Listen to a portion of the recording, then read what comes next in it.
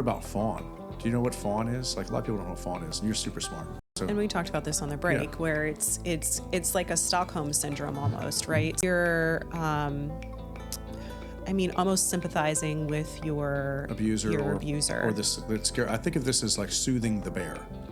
So if you had to soothe the bear, and that was absolutely what you needed to do, and you do that for a variety of reasons, a high motivation to keep other people safe. I was going to say, I think that is the kind of the loop that we talk about a lot when we talk about domestic abuse. And that becomes taking care of, like, making life easy for the person that's dangerous. Doing everything you can to make. Now that's different. So the reason why this is all difficult to talk about is I also put these in line with the 5 love languages, with the 5 languages of love.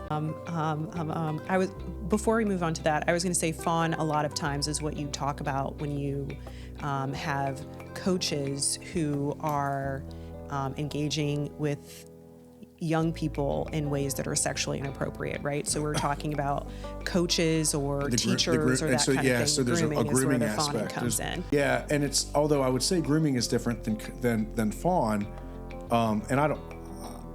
This is obviously very controversial, which is perfect because what are we not talking about, right? Is that like there's the grooming, and then there's also like a lot of fawn with the Stockholm syndrome is and I'm not saying that they're exactly the same. It's just these are just kind of comparisons. Right, similes.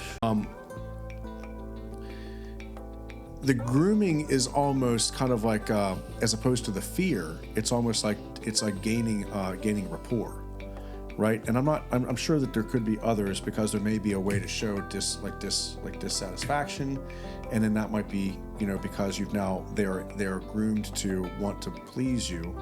Now the dissatisfaction now comes in, and now you're yanking on that hook that they're desperate to please you, and then you start coercing that or co-opting that to personal gain, right? Right. And the grooming comes from the assailant, whereas the fawning comes from the victim. Correct, but you could also say that the bear, whether it purposely or unpurposely, grooms, right? Because there's a lot of children tend to fawn a parent.